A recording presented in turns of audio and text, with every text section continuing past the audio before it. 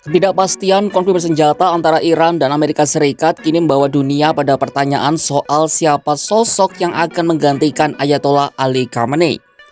Isu penerus kekuasaan ini mencuat saat Amerika Serikat mulai mempertimbangkan opsi serangan militer yang bertujuan untuk menggulingkan rezim di Teheran. Namun menggulingkan rezim Iran bukanlah hal yang mudah, mengingat sistem pemerintahan teokrasi Iran yang sangat mengakar dan berlapis. Kondisi ini membuat sangat sulit mencari sosok pengganti di Teheran yang bisa dikendalikan secara penuh oleh Amerika Serikat. Media barat seperti New York Times mulai berspekulasi bahwa sosok Ali Larijani kini telah disiapkan sebagai pemegang kendali darurat. Larijani bukan sosok sembarangan dan berpotensi membuat usaha AS menggulingkan rezim menjadi sia-sia belaka. Lantas mengapa demikian? Simak selengkapnya dalam video berikut.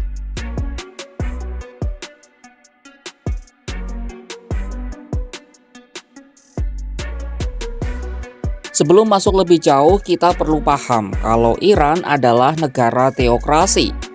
Artinya pemimpin tertinggi merupakan otoritas paling absolut dan tak terbantahkan.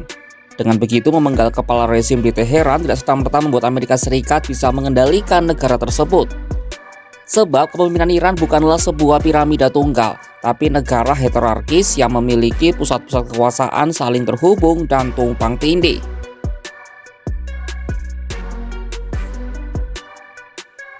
Struktur ini dirancang dengan sistem redundansi, artinya penghilangan satu simpul bahkan yang paling simbolis sekalipun tidak akan meruntuhkan seluruh bangunan kekuasaan. Media New York Times melaporkan peta teokrasi kepemimpinan Iran yang rumit dan kaku, membuat sistem ini mampu menemukan pengganti dengan cepat jika komando pusat terputus. Doktrin kelangsungan hidup Iran menetapkan setiap komando militer dan peran pemerintahan wajib memiliki 4 lapis suksesi. Artinya jika satu pemimpin tewas, maka lapisan di bawahnya akan langsung mengambil alih tanggung jawab tanpa harus menunggu instruksi baru dari pusat. Pengalaman serangan Juni 2025 mengajarkan Iran untuk menyebarkan wewenang pengambilan keputusan kepada komandan lokal. Ahli tentang Iran dan teokrasi Syiah di Johns Hopkins School of Advanced International Studies Vali Nasser mengatakan Khamenei kini mulai mempersiapkan diri soal suksesi. Disinilah muncul nama-nama calon pengganti yang berpotensi meneruskan tongkat estafet dari sang pemimpin tertinggi.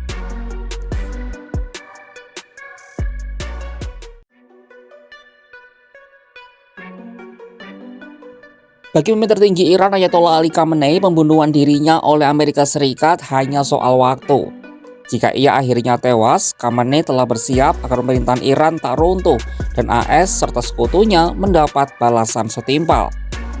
Khamenei kini tengah mendistribusikan kekuasaan kepada lingkaran orang dalam, guna memastikan Republik Islam tetap bertahan dari serangan AS.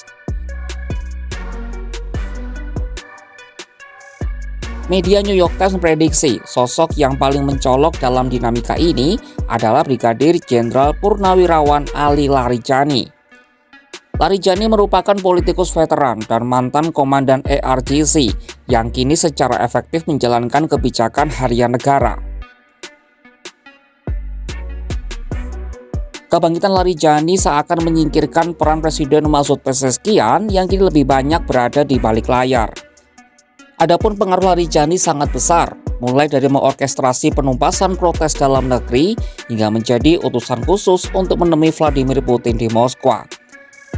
Analis konservatif Nasser Imani menyebut pemimpin tertinggi sepenuhnya mempercayai Larijani karena rekam jejak, kecerdasan, serta pengetahuannya yang luas.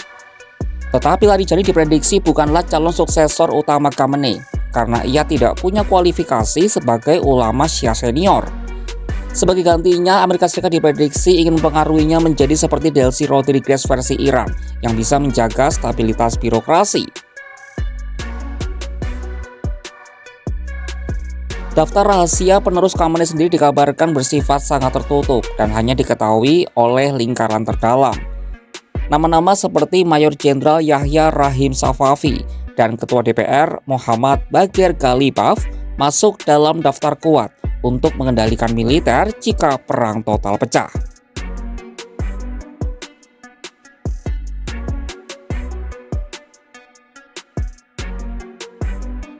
Terlepas dengan rangkaian prediksi pengganti Khamenei, ini membuktikan Iran adalah negara yang siap dengan segala resiko.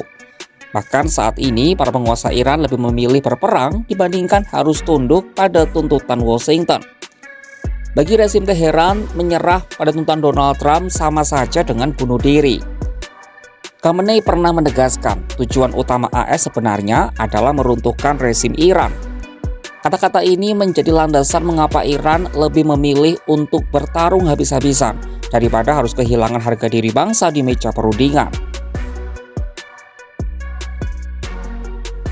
Vali Nasr menilai kesepakatan antara kedua negara nyaris mustahil dicapai karena Amerika menuntut pelucuan total tanpa memberikan kompensasi yang sepadan. Iran kini telah menempatkan seluruh angkatan bersenjatanya dalam keadaan siaga tinggi dan menyiapkan strategi pertahanan mosaik. Di sisi lain, Pentagon sendiri dikabarkan dibayangi oleh ketakutan terjebak dalam operasi militer yang berkepanjangan. Jenderal Dan Kane, Ketua Kepala Staf Gabungan, telah memberikan peringatan keras kepada Trump soal risiko korban jiwa dan penipisan stok amunisi. Pentagon perkirakan Amerika Serikat hanya punya cukup rudal pencegat untuk menangkal rentetan rudal Iran selama sekitar 2 minggu saja. Jika perang meletus, Iran dipastikan akan menembakkan seluruh rudalnya guna memaksa Washington berhitung ulang. Iran telah mengirimkan pesan jelas kepada AS kalau mereka tidak akan runtuh hanya dengan satu serangan. Ayatollah Ali Khamenei telah menyiapkan warisan dan penerusnya guna memastikan sistem teokrasi tetap berdiri meskipun dirinya mati syahid. Perang dengan Iran bukanlah operasi kilat seperti di Venezuela, melainkan labirin konflik yang bisa menyeret seluruh kawasan ke dalam kehancuran. Keberanian Teheran untuk melawan menunjukkan bahwa bagi mereka kedaulatan adalah harga mati yang siap dibayar dengan darah. Maka apakah Washington siap untuk menanggung konsekuensi dari perang panjang yang tidak terkendali ini? Pantau terus perkembangannya hanya di kanal YouTube Kompas.com.